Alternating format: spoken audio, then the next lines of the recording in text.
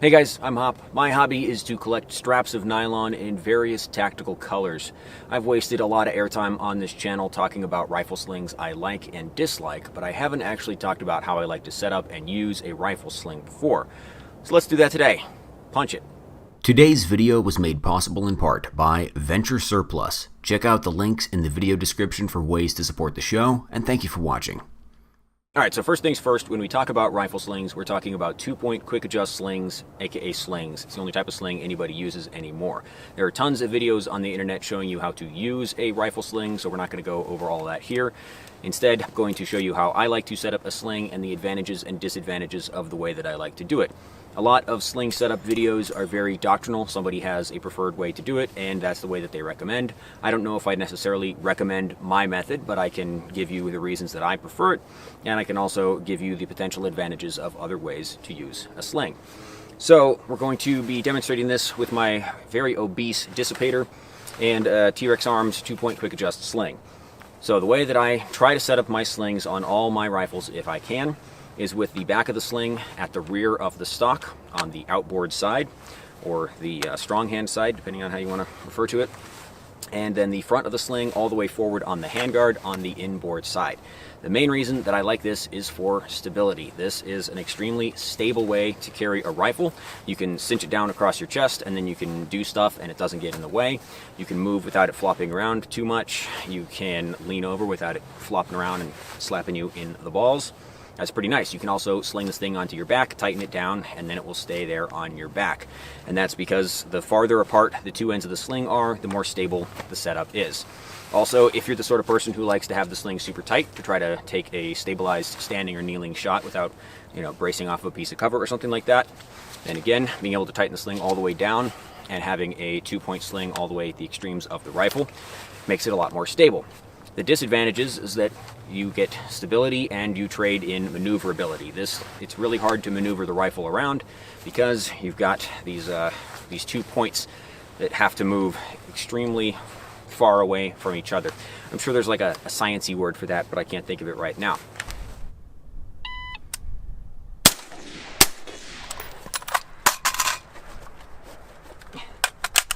I'm getting locked into my own sling. GPR sucks. Fuck. I feel very retarded today. All right, get a clean 3-1 in there. Yep. Here we go.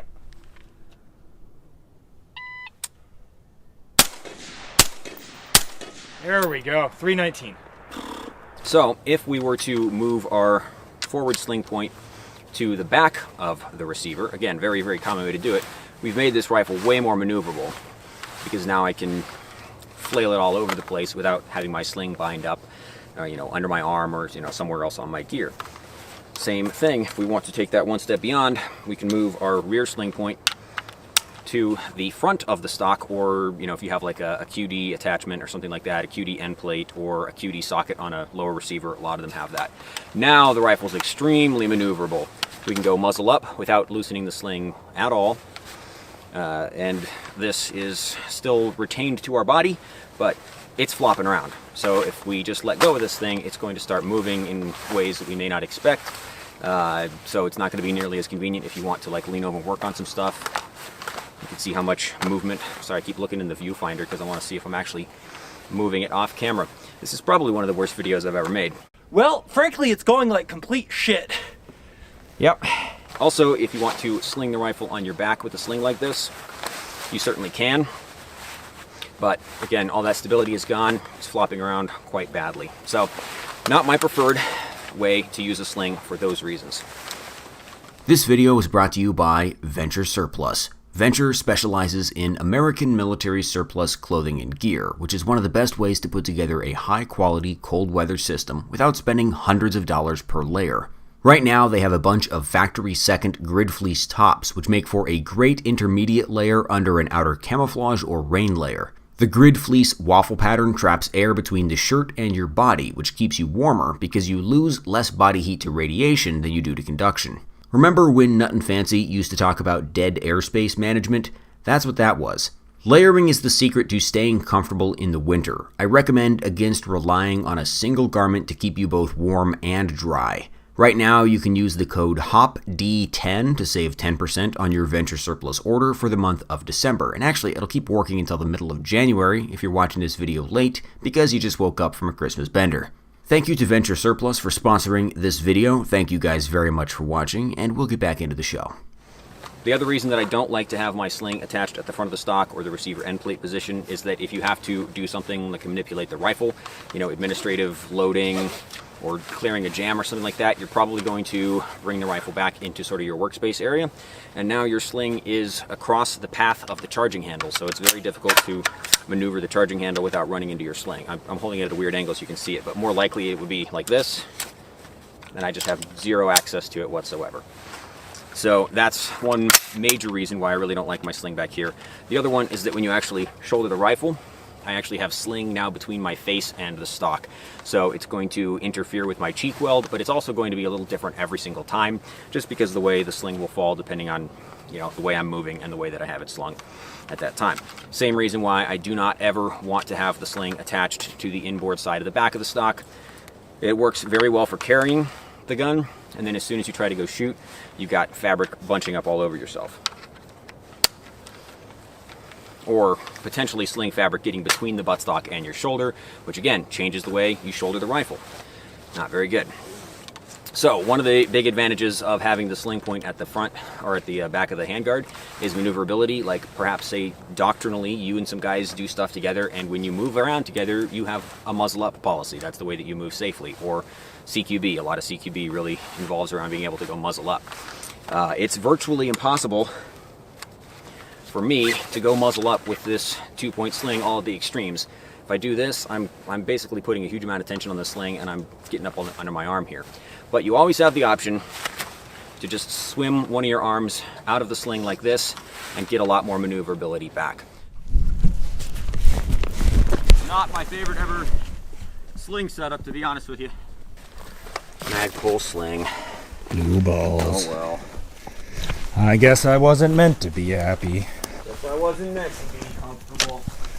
So that's the way I do it, and the reason I do it this way is really just for stability. I really like to be able to just attach my rifle to my chest and walk around and work on stuff, or attach it to my back and walk around, and then it leaves your hands completely free for carrying or doing anything else that you want to. And for those sorts of things, stability is extremely crucial. I'm not generally the kind of person who really wants to stabilize with a super tight sling for taking supported shots, or unsupported shots rather, but I guess that's a peripheral benefit as well. But if you really value sling maneuverability, particularly if you're somebody who's intending to use like a rifle in home defense or a CQB situation, or in a vehicle especially, this fucking sucks with a vehicle, getting in and out of vehicles, you absolutely have to swim out of it in order to really get yourself into a vehicle and still be able to potentially deploy a rifle.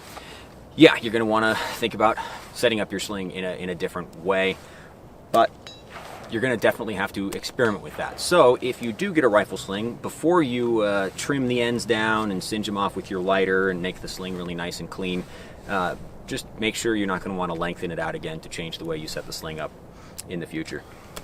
Pro tip. I would say ask me how I know, but I know that from watching other people do it, because again, like this version of sling setup usually requires the least amount of fabric. So I could shorten my slings to run them in a different way if I wanted, but luckily I'm normal.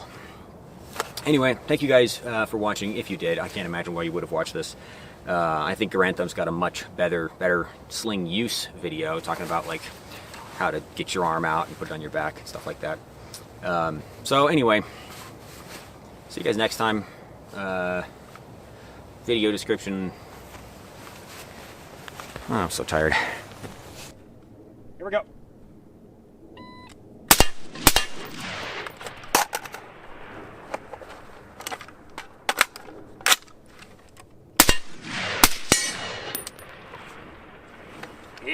Eight. Fucking kill him. There's like nothing in these mags. You forgot to load them. Yeah, I think I just loaded the first two because I thought we'd be done by now. I want to go home. Stand by.